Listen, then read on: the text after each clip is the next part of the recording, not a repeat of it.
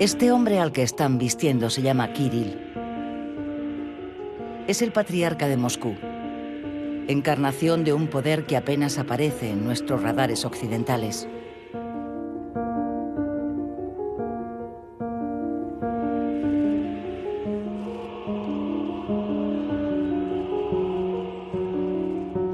Se trata del poder de la Iglesia Ortodoxa rusa.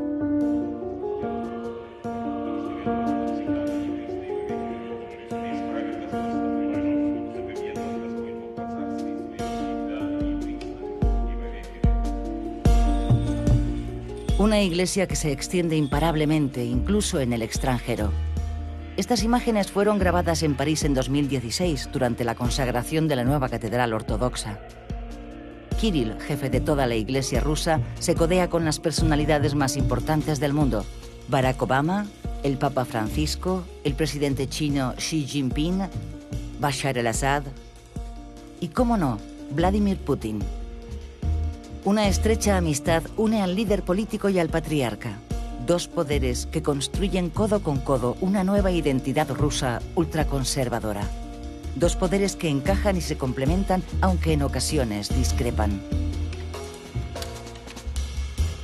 La Iglesia rusa, nuevo actor en las relaciones internacionales, libra un combate político y espiritual.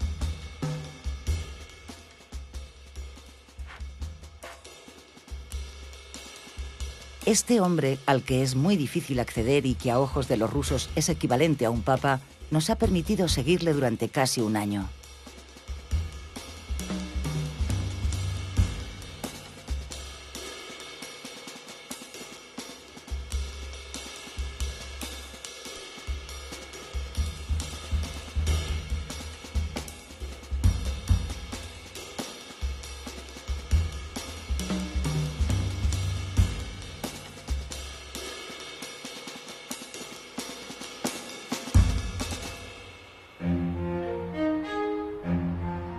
Moscú, ciudad gris durante la caída del comunismo, se ha convertido en una capital con adornos dorados y resplandecientes. Desde 2010 se han construido aquí más de 50 iglesias y otras tantas están en construcción. El patriarcado, la sede de la Iglesia Ortodoxa, tiene su sede en la capital.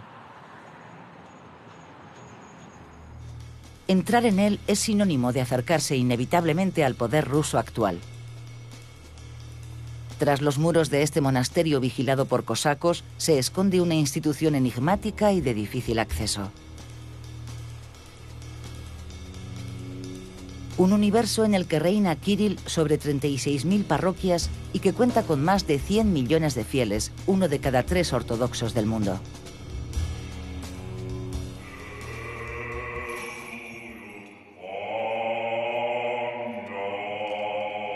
Kirill inicia su ritual todas las mañanas con una plegaria y una misa en eslavo, el ruso litúrgico.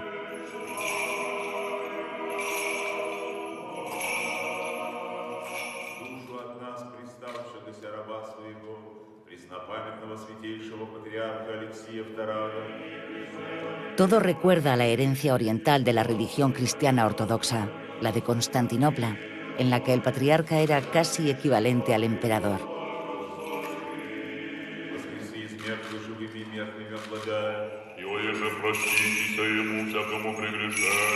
El patriarcado de Moscú existe desde hace 5 siglos. 15 patriarcas han estado a su cabeza hasta la elección de Kirill en 2009. Él tiene un deseo concreto para su iglesia que empezó a adoptar forma con la desmembración de la Unión Soviética. El proyecto de Kirill pasa por convertir a la Iglesia rusa en una potencia universal. En el fondo, él tiene la idea de que se trata de una potencia romana, una iglesia que funciona a la perfección, una iglesia cuya influencia se deja sentir en todos los ámbitos de la vida, tanto en el político como en el social, pero también, obviamente, a escala internacional. Una iglesia que tiene indudablemente un destino planetario. Desde su oficina en Moscú, Kirill acepta sin ambajes que su función no se ciñe a la de un guía espiritual. Me echan en cara que soy un patriarca, que estoy demasiado presente, pero yo considero que no puedo actuar de otra forma. especialmente en un contexto como el que vivimos. Un cura, un obispo y especialmente un patriarca deben tener la posibilidad de representar correctamente a la Iglesia o al cristianismo a través del diálogo con cualquier individuo, y en concreto con los jefes de Estado y con los representantes del mundo político, de los negocios y de la cultura. Señor presidente, me alegro de verle.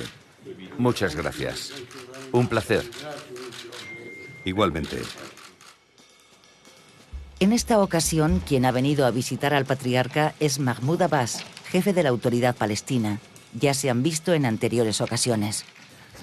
Nos preocupa especialmente la situación en Oriente Próximo, en Siria y en Irak. No se ha erradicado por completo el terrorismo. Así que el peligro de los actos terroristas en Oriente Próximo sigue estando presente, lo cual, sin duda, nos inquieta. Por supuesto.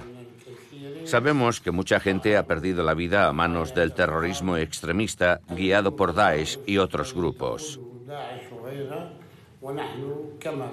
Y como bien sabe, hacemos frente común con otros países que promueven la seguridad y la paz, y especialmente con el gobierno ruso, que también lidera esta lucha.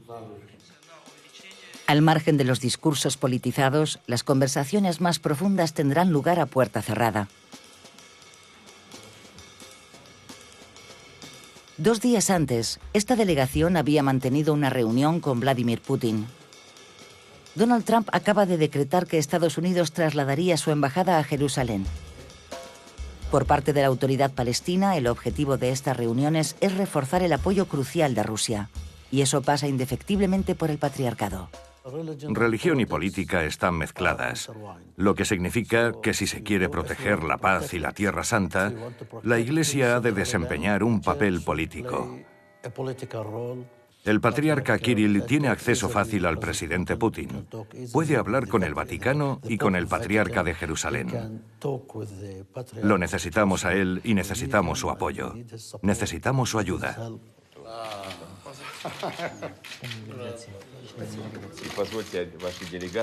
Tengo otros regalos para su delegación. Es un cuadro de Jerusalén que es tan suyo como nuestro. Siempre lo hemos protegido y esperamos que ustedes también. Cuando Kirill se reúne con Mahmoud Abbas, no solo es un mero jefe de la Iglesia, sino también un negociador. No olvidemos que entre los palestinos hay muchos ortodoxos y otros cristianos. Para el patriarca Kirill, la protección de los cristianos de Oriente es una cuestión capital de la presencia rusa en la región.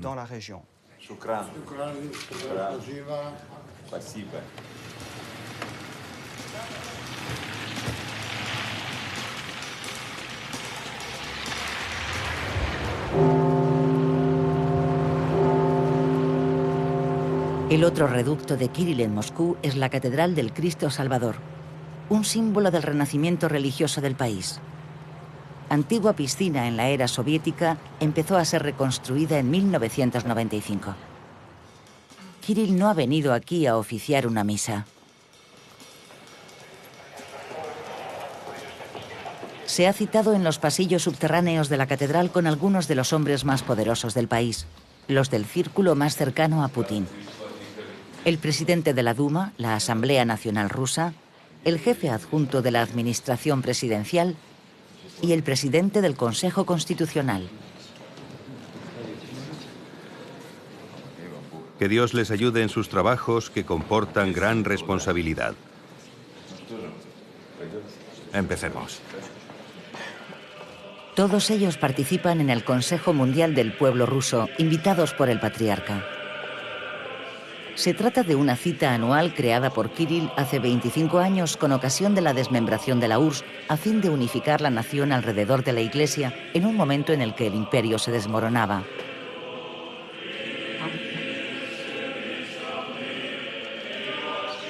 En la sala y en la tribuna, religiosos, miembros del ejército, de la facción nacionalista y de la sociedad civil, pero también y especialmente representantes de los principales partidos políticos, entre ellos el partido de Putin, Rusia Unida, la extrema derecha e incluso el Partido Comunista.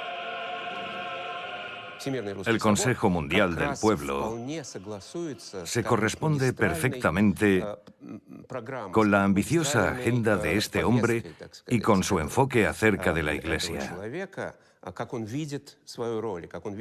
Él considera que la Iglesia es el núcleo duro que reúne al pueblo ruso en general y a la élite política en particular.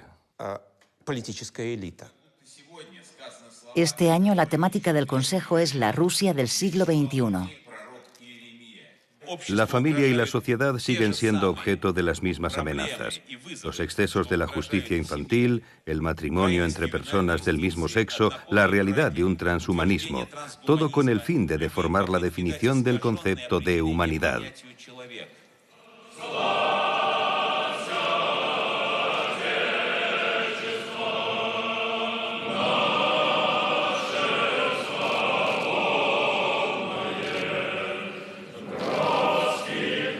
Un foro político en el que todos entonan el himno nacional unidos alrededor de una serie de valores ultraconservadores.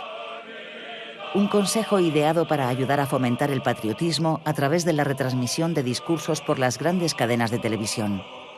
Una reunión en la que Vladimir Zhirinovsky, líder de la extrema derecha, es uno de los firmes apoyos de Kirill. Todos podrán sacar la foto, pero no hagan ruido. Venga, pónganse ahí. Ya le puede dar al botón. ¿Ahí salimos bien? ¿Se ve bien? Eso es. Muy bien. Eso es. Perfecto. En la actualidad, la Iglesia Ortodoxa rusa desempeña un papel importante. No somos un Estado religioso, pero hemos terminado con el ateísmo. Quien quiera puede seguir siendo ateo, pero hoy la Iglesia tiene el mismo papel que tenía en la época del zar. En la época del zar, en los siglos que precedieron a la Revolución, la Iglesia era la única matriz espiritual, cultural e identitaria de la sociedad. El patriarca era uno de los primeros poderes en Rusia, al mismo nivel que el del zar. El mero hecho de que se haya creado ese consejo demuestra que Kirill es sin duda uno de los líderes políticos destacados de Rusia. No es una coincidencia que si miramos la lista informal de las personalidades más influyentes, lo encontremos siempre entre las 10 primeras. Además, esta asamblea da una forma de legitimidad al Estado y constituye una de las fuentes más importantes de legitimación política. Hoy en día es una iglesia que aporta una forma de respetabilidad al poder y que a cambio le confiere una parte de su grandeza. Un extraño intercambio. No obstante, este mismo poder político intentó acabar con ella durante cerca de 70 años. Entre 1917 y 1939, la Iglesia sufre 3 oleadas de persecuciones. Los religiosos son de los primeros enemigos de la revolución. Se destruyen iglesias. Son objeto de saqueos.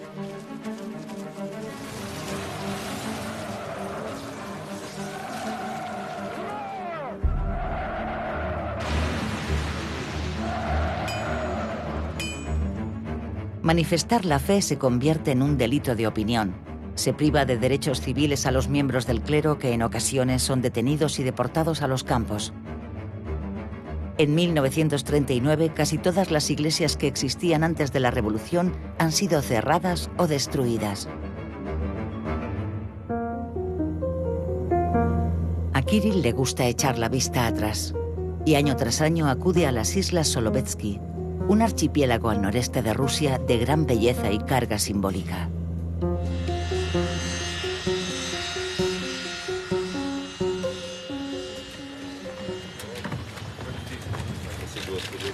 Muchas gracias.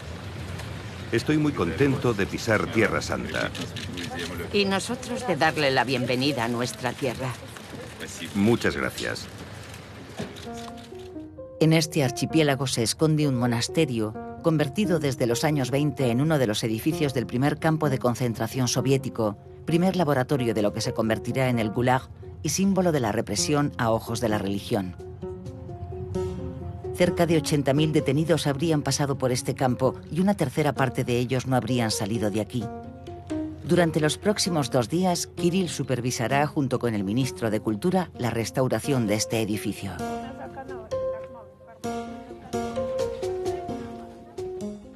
¿Este es el edificio donde se fusilaba? No, no hay ningún rastro de disparos. Cuando vinimos aquí en 1972 con el monseñor metropolita Nicomedes, pudimos entrar en la sala de los fusilamientos. Recuerdo que nos presentaron a un caballero de cierta edad que nos contó dónde había sucedido todo. No es que lo hubiera leído, sino que había vivido en las islas Solovetsky. Después de formularle muchas preguntas, dijo: pase por aquí, mire a un lado y a otro. Sería importante encontrar esa estancia. Es un lugar para la memoria. Creíamos que los fusilamientos habían tenido lugar en el cementerio, pero no. Tenían lugar aquí, en este edificio. Luego sacaban los cuerpos y los enterraban.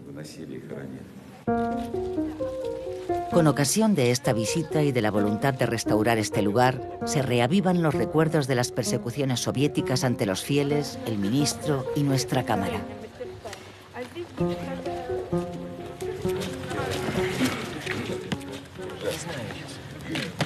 ¿Dónde? ¿Aquí? Que no se vea el teléfono. Las persecuciones, un recuerdo que el patriarca intenta hacer suyo. Es su heredero personal. Su abuelo fue encarcelado aquí, en este monasterio, por razones religiosas.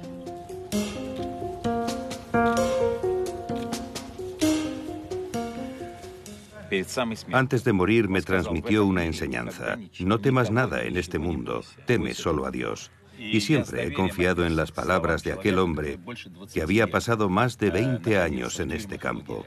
Ningún poder tiene un poder absoluto sobre nadie. Si conservamos nuestra libertad interior, somos capaces de resistir incluso al poder más férreo. Sergei Chapnin conoce la Iglesia desde dentro. Antiguo colaborador de Kirill e intelectual ortodoxo moderado con espíritu crítico, dirigió la publicación oficial del Patriarcado y fue invitado a renunciar a su cargo en 2015. El tema de las persecuciones es el hilo conductor de los distintos discursos del patriarca Kirill. Para él es importante mostrar que no se trata solo de la historia del país ni de la historia del pueblo o de la Iglesia, sino de la historia de su familia. La historia de las persecuciones es también la historia personal del patriarca Kirill. La Iglesia, que ha sobrevivido a las persecuciones, constituye una imagen muy importante, muy fuerte, para movilizar y hacer un llamamiento a los rusos y que regresen a las parroquias. La Iglesia, perseguida largamente, también ha sido instrumentalizada. A partir de 1943, Stalin, tras destruir la Iglesia, la resucita. Necesita su apoyo para movilizar al pueblo y a las tropas rusas que parten al frente contra la Alemania nazi. Por aquel entonces, cerca del 70% de los rusos se declaran todavía creyentes. La Iglesia se reabrirá paso y conseguirá existir oficialmente. Eso sí, una Iglesia tolerada, tutelada por el Estado y ampliamente instrumentalizada. Al término de la guerra y en el bando de los militares, los dirigentes del clero desfilan ante los ojos de Stalin para celebrar la victoria. Han pasado a convertirse en pieza clave del poder soviético. Pero a finales de los años 50, los creyentes y los religiosos sufrirán en todos los países un nuevo periodo de represión. La propaganda antirreligiosa alcanza su punto álgido y fabrica las imágenes de la renuncia a la fe y al sacerdocio. En la región de Sverdlovsk ha tenido lugar una reunión poco habitual.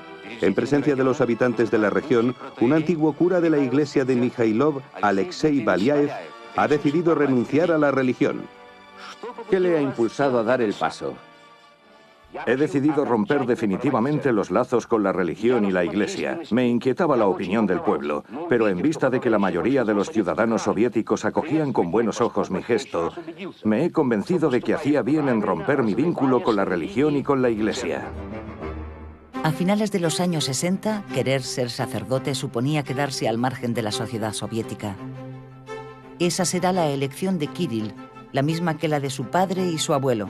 Entrará en el seminario en 1965. 6 años más tarde, impulsado por su jerarquía, es enviado a Ginebra al Consejo Ecuménico de las Iglesias. En esa inmensa ONU cristiana, una especie de tribuna pacifista y herramienta de la diplomacia religiosa, da sus primeros pasos en las relaciones internacionales bajo el férreo control del aparato del Estado soviético. En la Unión Soviética, al igual que en todos los países comunistas, en aquellos años es prácticamente imposible ser sacerdote y no tener ninguna relación con el poder político. El poder político comunista es la policía, es decir, los servicios secretos. En Rusia, en la Unión Soviética, es el KGB. La carrera del patriarca Kirill en el seno de la Iglesia fue fulgurante. Poco antes de cumplir 27 años, le eligieron representante de la Iglesia Ortodoxa rusa y vivió durante 3 años en Ginebra. Eso significa que el KGB dio el visto bueno a su nombramiento, porque de lo contrario no habría sido posible. Todos los miembros de la delegación que iban al extranjero, y especialmente los líderes, escribían informes al Consejo de Asuntos Religiosos y los enviaban con copia al KGB. Podemos decir, por lo tanto, que Kirill desde joven mantuvo un estrecho vínculo con el KGB. La cuestión es, ¿significó esta colaboración la traición de otras personas? ¿Traicionó Kirill los intereses de la Iglesia? Tan solo es posible hacer suposiciones para dar respuesta a unas cuestiones tan delicadas. Cuando el patriarca Kirill era el representante de la Iglesia de Moscú en Occidente ante las organizaciones religiosas, en pocas ocasiones pudo haber traicionado a otras personas. No podemos decir lo mismo de los sacerdotes y los responsables eclesiásticos que colaboraron con el KGB en el seno de la URSS. El KGB es el denominador común de gran parte de los actores del poder ruso, tanto entonces como ahora.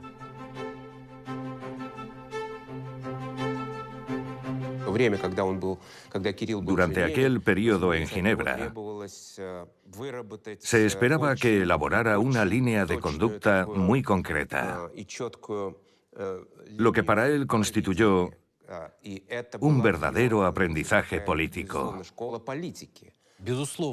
Indudablemente, este pasado soviético, compartido con los líderes políticos y los funcionarios actuales, da la posibilidad al patriarca de hablar el mismo idioma que ellos. Kirill continúa su ascenso. Este mundo soviético en el que se ha ido formando se desmoronará 20 años más tarde. Sobre los escombros de una Rusia postsoviética, el entusiasmo por la religión, originado a partir de la perestroika, crecerá exponencialmente. Las parroquias abren de nuevo sus puertas y en 1988, con ocasión de la celebración del milenio de la fundación de Rusia, se multiplica el número de bautizos. En los años 90, la Iglesia da respuesta a todos los vacíos existentes. El simbólico, el identitario, el moral. Pero no resulta fácil porque todos los intermediarios comunistas continúan siendo profundamente anticlericales y ateos. Por esa razón, la Iglesia tiene que imponer su ley.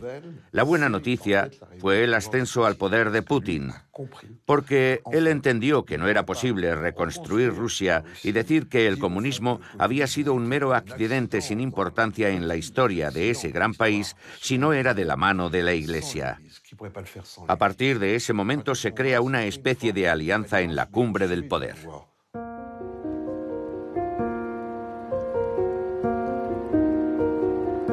Hoy, la Iglesia Ortodoxa rusa ha recuperado todo su esplendor y con ocasión de la fiesta del centenario del patriarcado, saca pecho con la fastuosidad de una Iglesia asentada e institucionalizada.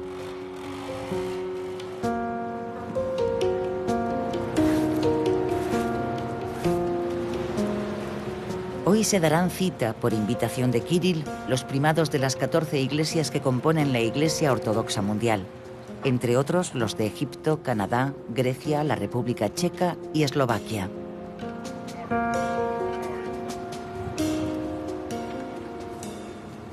El objetivo de Kirill en este frío día de diciembre es mostrarse como el líder que marca el tono de la comunidad ortodoxa.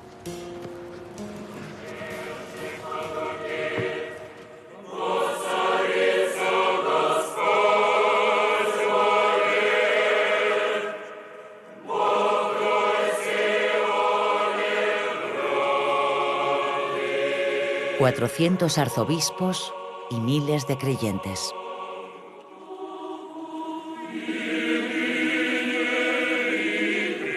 Pero se trata, ante todo, del preludio de un acontecimiento religioso y geopolítico único.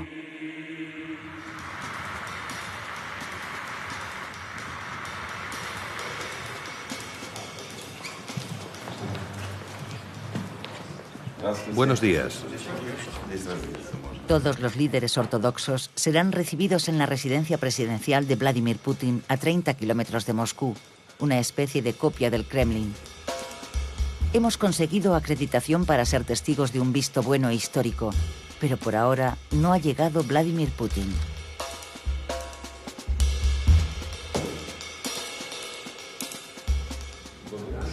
Señor Saba, ¿ve usted la cadena de televisión Spás en Polonia? Raras veces. ¿Tiene usted satélite? No, es con abono. Ah, estos satélites... Al margen de los canales por abono, el verdadero motivo de la reunión es la defensa de los cristianos perseguidos en Oriente Medio, el caballo de batalla de Kirill, una cuestión especialmente destacada en el marco del conflicto sirio. Los objetivos de la Iglesia Ortodoxa en Siria pasan principalmente por prestar apoyo con sus propias tropas rusas y a través de las misiones pastorales habituales de los capellanes a las tropas y al contingente. Y la segunda misión consiste en aportar recursos considerables para la restauración de monasterios y apoyar a las parroquias sirias ortodoxas o no ortodoxas. En la Siria posterior a la guerra, la Iglesia Ortodoxa rusa, sin duda, reconquistó posiciones que podían no serle beneficiosas en el paisaje confesional, cultural y social de Siria. Gracias a la ayuda ofrecida a los cristianos perseguidos, Kirill también gana en influencia sobre las demás iglesias ortodoxas y asienta su presencia internacional, colocándose en el centro del tablero y erigiéndose en el padrino de la ortodoxia en Oriente Medio.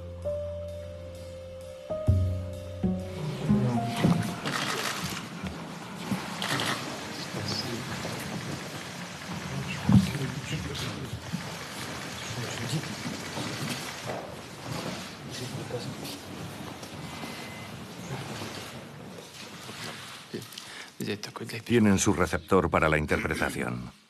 Lamentablemente, en esta segunda década del siglo XXI, hacemos frente de nuevo a algo que creíamos que hacía tiempo había terminado: las persecuciones religiosas y, más en concreto, las de los cristianos. La situación siria merece una atención especial. Numerosas iglesias cristianas y monasterios han sido objeto de saqueo y destrucción. La situación en el país es cada vez más preocupante. Desde hace varios años, el Estado ruso, en colaboración con la Iglesia Ortodoxa rusa y otras organizaciones religiosas, aporta una ayuda humanitaria a las víctimas sirias. La protección de los cristianos de Oriente y de los valores cristianos permiten a Putin erigirse en un protector, un defensor, una persona respetable, legitimada en el plano internacional para negociar tratados de paz y así poner fin a todo aquello que ha hecho que hoy se le defina como un dictador. 10 minutos después del inicio de la reunión, se invita a los cámaras a que salgan de la sala y regresen dentro de 2 horas para inmortalizar otra reunión.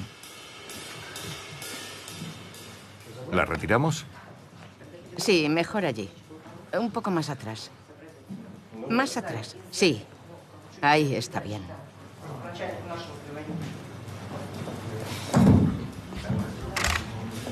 Una última puesta en escena mediática. En esta ocasión, con uno de los patriarcas que ya había estado presente en la reunión anterior.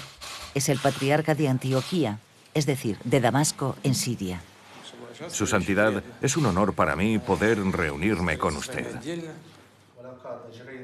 Una secuencia de 2 minutos y 30 segundos para que el patriarca rinda un sincero homenaje a la Rusia de Vladimir Putin.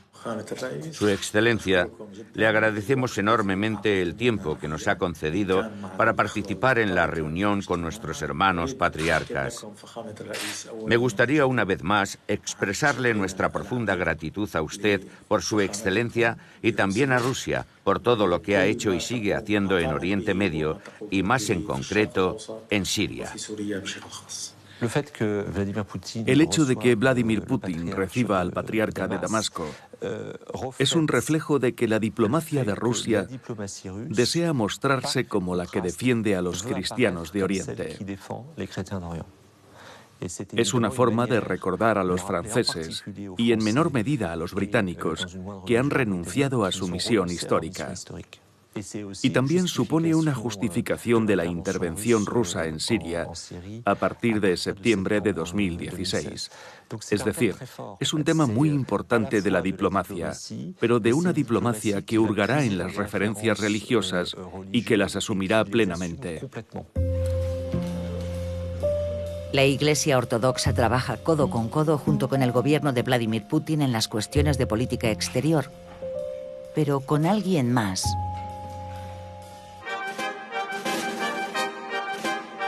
En los fastos por el cumpleaños de Kirill, su invitado de honor es Vladimir Putin, un aniversario festejado con gran pompa y retransmitido por la televisión rusa.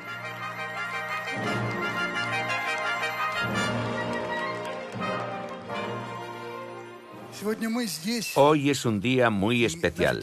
Nosotros, aquí, y millones de telespectadores, celebramos el formidable 70º cumpleaños de nuestra santidad, el patriarca de Moscú y de todos los rusos, Kirill.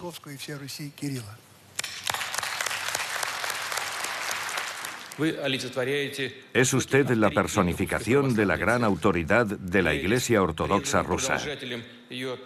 Es el entregado garante de sus tradiciones y de las acciones de sus adeptos, que han desempeñado un papel inestimable en la afirmación de los valores cristianos y en la aparición y desarrollo del Estado ruso. Al margen de las celebraciones de cumpleaños, el presidente y el patriarca se ven a menudo, al menos una vez al mes, y generalmente con presencia de los medios.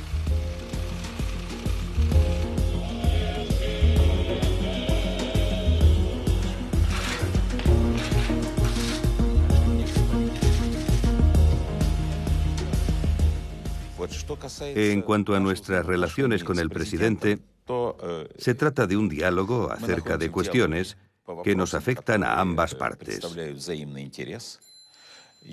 Yo no lo llamaría un tándem, sino un diálogo sobre cuestiones que afectan al Estado y a la Iglesia. Un diálogo en un país en el que la Iglesia y el Estado están en teoría separados constitucionalmente, pero en el que el presidente no duda en mediatizar su cercanía con Kirill y en hacer hincapié en su fe cristiana.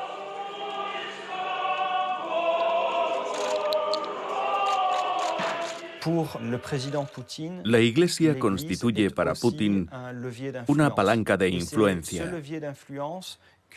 Y el presidente Putin intentará poner en práctica esa palanca, aproximándose al patriarca Kirill y mostrándose como cristiano ortodoxo. Así, por ejemplo, cuando el día de la Epifanía acude a bañarse a las aguas gélidas de Rusia, tradicionalmente bendecidas para recordar el bautismo de Cristo, está haciendo lo que hacen todos los rusos. Tiene la capacidad de hablar directamente a los rusos porque es como ellos. El patriarca Kirill está decidido a transformar la secularizada sociedad rusa en confesional. Su deseo es otorgar a la Iglesia un poder político, social y económico. Ambos comprenden que se necesitan el uno al otro. Por un lado, este vínculo es simbólicamente muy importante para Putin, porque forma parte del mecanismo de la legitimación política del poder. Y por el otro también es importante para Kirill, porque necesita el apoyo del Estado. Un apoyo muy necesario para Kirill, en vista de que tan solo el 4% de la población acude a las parroquias, a pesar de que el 80% de los rusos afirman ser ortodoxos. Estas cifras son muy similares a las de Occidente.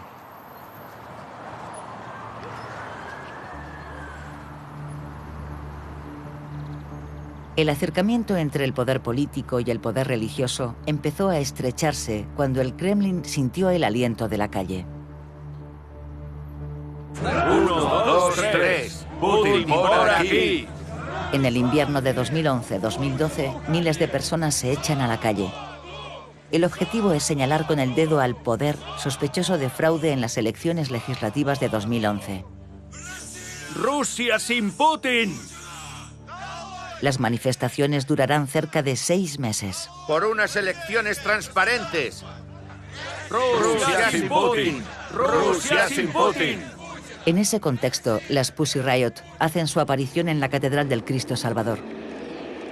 En presencia de Kirill y especialmente de Vladimir Putin, entonan su plegaria política y punk, una plegaria al estilo de un Te Deum actualizado.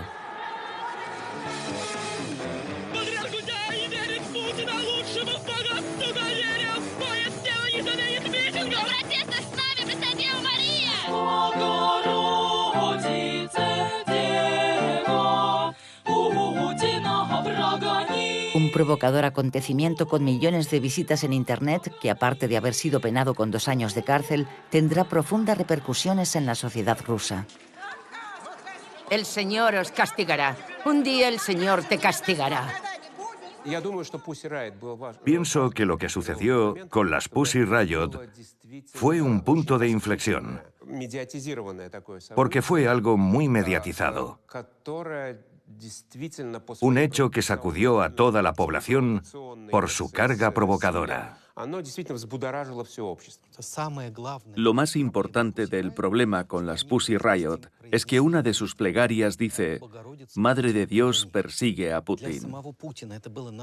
Putin en absoluto se esperaba que su nombre apareciera en medio de una plegaria. Y le resultó desagradable e inaceptable.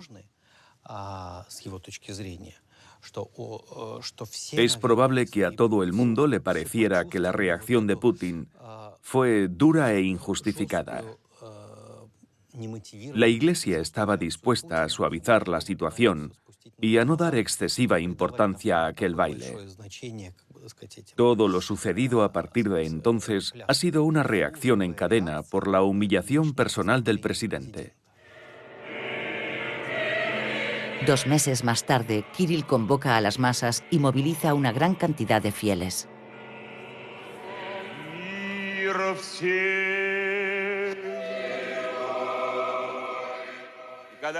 Hoy hemos sido víctimas de un ataque que nada tiene que ver con los que hemos vivido.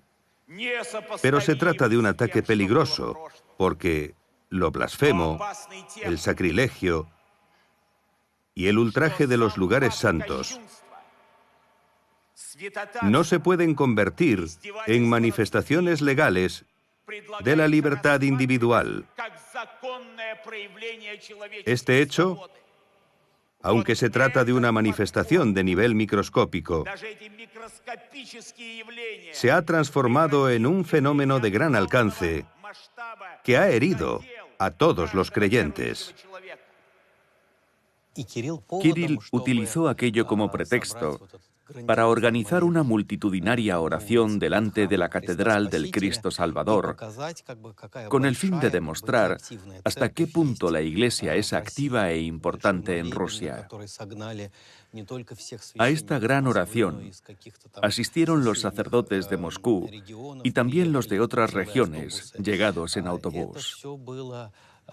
Y todo fue una especie de espectáculo, una puesta en escena para un solo espectador, Putin. El patriarca utilizó con éxito la incomodidad de Putin para tomar las decisiones necesarias y conseguir la legislación deseada por este. En la Duma se someterá a la segunda lectura un proyecto de ley sobre la defensa de los sentimientos de los creyentes. Se ha sustituido ofensa por acciones públicas con el objetivo de ofender. Para estas acciones públicas, los diputados proponen sancionar con 300.000 rublos o una pena de hasta 1 año de cárcel. Si sucede en una iglesia, podría ascender a 500.000 rublos o 3 años de cárcel. Como consecuencia directa de lo sucedido con las Pussy Riot en la Iglesia, la Duma votó en 2013 la introducción en el Código Penal ruso de un nuevo artículo sobre la ofensa del sentimiento de los creyentes. Su aplicación ya ha conducido a la condena a 3 años y medio de cárcel con libertad condicional de un youtuber ruso que había jugado a cazar Pokémon en una iglesia. Ayudada por el Parlamento de Vladimir Putin, la Iglesia Ortodoxa ha logrado ganar peso en los debates que agitan a la sociedad rusa actual. Desde 2012, la Iglesia ha ido ganando terreno. Un ejemplo es la ley sobre la enseñanza moral religiosa o laica obligatoria en el colegio. La legislación rusa es cada vez más conservadora. Ha habido una serie de cambios en el Código de la Familia. Por ejemplo, se ha prohibido la adopción infantil a las parejas homosexuales. Es decir, se han ido produciendo pequeños cambios a medida que se ha ido tomando una dirección única. El refuerzo de las posiciones ideológicas de la Iglesia.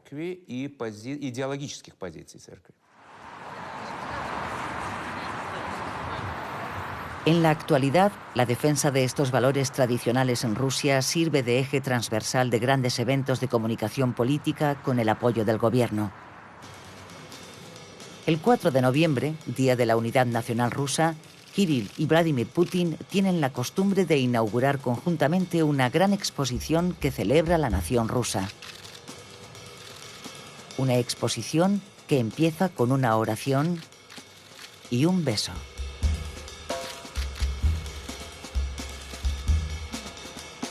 Este año, la exposición está dedicada al futuro de Rusia.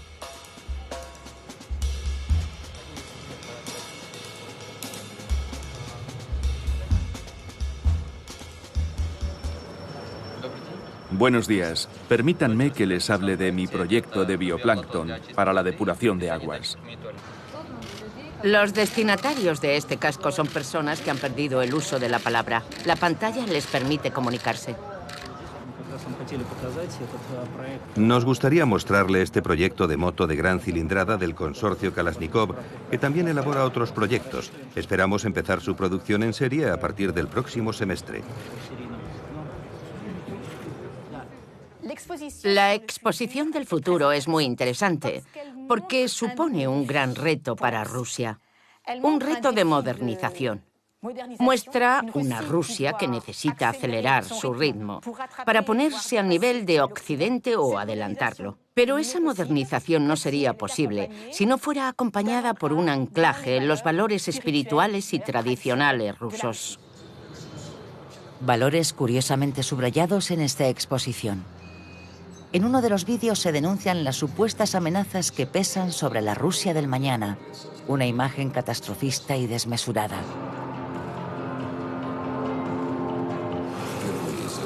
Por primera vez en la historia, a mediados del siglo XXI, el número de musulmanes igualará al número de cristianos. Los musulmanes que han emigrado a Europa transformarán la política de los estados y sus relaciones sociales. En 2050 se actualizará la tecnología del embarazo artificial. Las mujeres ya no tendrán que llevar dentro a sus hijos y los hombres no serán necesarios en la procreación. La fecundación será posible con una semilla artificial creada a partir de células reproductoras femeninas. Hay un 80% de probabilidades de que se legalicen los matrimonios entre personas de un mismo sexo en muchos países, lo que desencadenará una crisis de la familia tradicional y un descenso de la natalidad. Hay que concentrar a la población rusa alrededor del poder y alejarla de Occidente. Entre 2012 y 2016, eso se consigue gracias a un único tema: la sexualidad, que une a la Iglesia y al poder.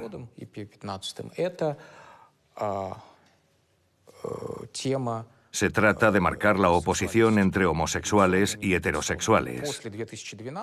Desde 2012, desde que el Estado empezó a utilizar el tema de los matrimonios gays en su propaganda, aumentó notablemente el sentimiento antieuropeo. Los propagandistas no presentaban a Rusia como un contrapunto de Europa, sino como la verdadera vieja Europa. Insistían en que Europa había tomado un camino equivocado y que nosotros, los rusos, habíamos optado por el camino correcto. Sin embargo, si prestamos atención a las cifras de los comportamientos cotidianos, los europeos son más conservadores que los rusos. Rusia sigue siendo el primer país del mundo en número de abortos. La realidad de la sociedad rusa es lo de menos. Lo más importante es la construcción de un discurso identitario. Convertir a Occidente en un espejo en el que no querer reflejarse y a Rusia en un modelo ejemplar. Un discurso apoyado ampliamente por la Iglesia. Cuando vivíamos en una sociedad atea, nosotros, ortodoxos cristianos, hombres de fe, sentíamos que Occidente estaba más cerca de nosotros que nuestra propia sociedad. ¿Por qué? Porque entonces era posible ir a la iglesia sin necesidad de esconderse. Se respetaba la institución religiosa. En la actualidad pasa todo lo contrario. Y somos testigos de cómo Occidente está perdiendo lo que nos unía. Ya no vemos en la sociedad occidental una sociedad que comparta los mismos valores que nosotros. La oposición con Occidente pasa por la promoción que hace Kirill de los valores tradicionales. Es una forma de redescubrir las raíces y la identidad, pero también es una palanca geopolítica. Es decir, sirve para establecer nuevas alianzas con movimientos que no son meros movimientos estáticos, sino también religiosos y políticos alrededor de cuestiones y valores tradicionales. El patriarca ruso visita Francia en diciembre de 2016 e improvisa una conferencia de prensa en el seminario ruso de Épinay-sur-Seine. Los medios le preguntan acerca del matrimonio gay y Kirill hace hincapié en su postura. No exigimos ningún endurecimiento con respecto a quien tenga una orientación sexual concreta, pero estamos categóricamente en contra de que tengan igualdad de condiciones que quien se ha casado ante los ojos de Dios, ha tenido hijos y permite que el género humano se perpetúe. No es posible corregir a través de doctrinas políticas o leyes algo que constituye un proyecto de Dios.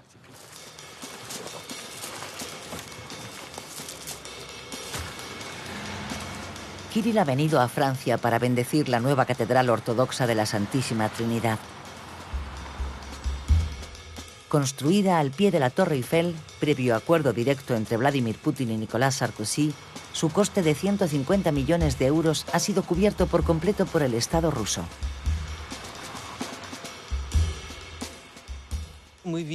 Ahí vemos la confirmación de la alianza entre la Iglesia y el Estado. Iglesia, embajada, centro cultural. Todos constituyen un único complejo que posee un estatus diplomático. Viene a ser un modelo en miniatura de Rusia y de su Iglesia. Lo que hace Rusia a la conclusión de 70 años de comunismo es reconstruirse y regresar a la escena internacional requiere pasar por la cultura ortodoxa, ya que es su sello principal de identidad. Estados Unidos tiene Hollywood y Coca-Cola, y Rusia tiene sus liturgias, sus iconos, su incienso, sus sacerdotes engalanados. Así ha pasado a la historia y así ha conseguido diferenciarse del resto del mundo.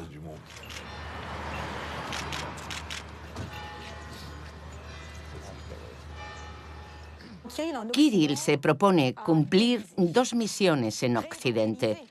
Por un lado, reevangelizar un Occidente que está en declive, partiendo de la idea de que Rusia puede servir de vía alternativa al liberalismo estadounidense.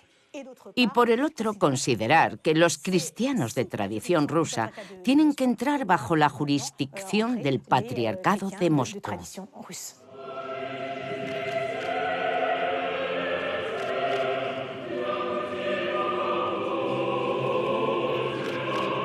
Parte de la comunidad rusa se ha acercado para presenciar la consagración de la catedral.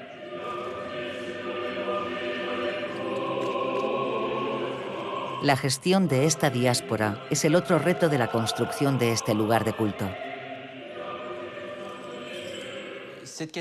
Esta catedral es una herramienta del poder blando, porque permite movilizar y reunir a la diáspora rusa, tanto a la antigua, la de la Revolución, como a la nueva, fruto de los años 90 y muy numerosa en París.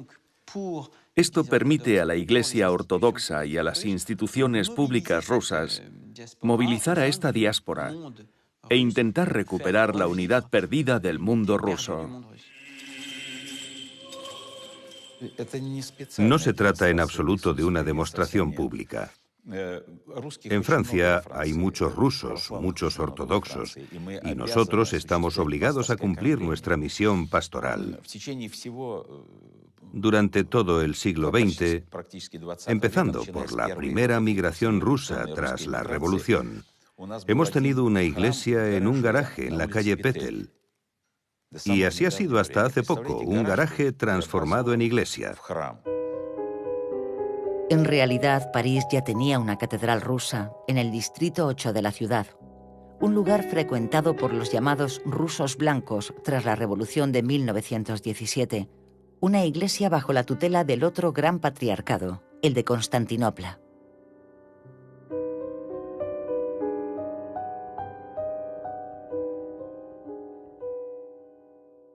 Kirill es el líder de la Iglesia ortodoxa más numerosa, pero formalmente el líder del mundo ortodoxo es el patriarca de Constantinopla. Una paradoja que incomoda a Kirill. Él aspira a convertirse en la voz principal del mundo ortodoxo en su diálogo con Roma, y le gustaría que todas las iglesias ortodoxas apoyaran sus valores morales y sus posturas políticas. El patriarca de Constantinopla no es un aliado en esa empresa, y eso genera un sinfín de tensiones entre ellos. El patriarca hace frente a Constantinopla apoyándose en su fuerza política y numérica, pero el punto débil de Kirill tiene un nombre: Ucrania. A pesar de la independencia del país en 1991, la Iglesia ucraniana continúa vinculada al Patriarcado de Moscú y, de hecho, representa cerca de la tercera parte de sus fieles. Pero en los últimos años, una proporción de los ortodoxos ucranianos se está alejando de la Iglesia vinculada a Kirill. Cuando tienen lugar las protestas de Maidán en Kiev en el año 2014, una parte de la población desea mirar incluso más hacia Occidente, mientras que la otra opta por mirar hacia Rusia. Esta crisis se ve agravada por el envío de tropas al sur de Ucrania por orden del Kremlin para anexionar Crimea. Hoy se libra una guerra abierta entre Kiev y Moscú. Ucrania es una cuestión delicada para el patriarca. En vista de la situación actual en Ucrania, los ortodoxos ucranianos podrían estar tentados a establecer una secesión y fundar su propia iglesia. De hecho, la política tan agresiva de Putin podría llevar a la creación de una iglesia de Ucrania que absorbiera la parte del patriarcado de Moscú en Ucrania. Es decir, que se trata de un peligro vital y letal para Kirill. Pero al mismo tiempo es un tema tabú y no puede hacer públicas estas diferencias. La Iglesia, que creía haber alcanzado una comunión perfecta con el Estado en cuestiones de diplomacia internacional, se enfrenta a una restricción de su ejercicio. Los intereses son antagónicos. Los acontecimientos de Maidán quedan muy atrás, pero la crisis ucraniana sigue siendo una gran incógnita para Kirill y podría poner en peligro sus grandes objetivos.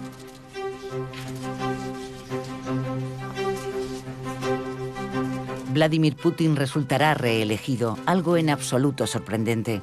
La única duda es el índice de participación. Kirill cumple su función e incita a los rusos a acercarse a las urnas. Todos conocemos esa frase de marketing que dice: porque yo lo valgo.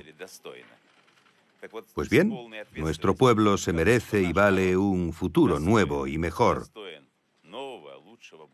Que el Señor proteja a Rusia. Dejando a un lado eslóganes publicitarios y grandes marcas occidentales, Kirill no ceja en su lucha. Restablecer una iglesia poderosa, punta de lanza de la sociedad rusa y herramienta de influencia en el mundo. Una lucha que, sin embargo, está muy lejos de terminar en victoria en el marco de una sociedad que, a pesar de todo, continúa siendo plural, heterogénea y, en el fondo, muy poco practicante.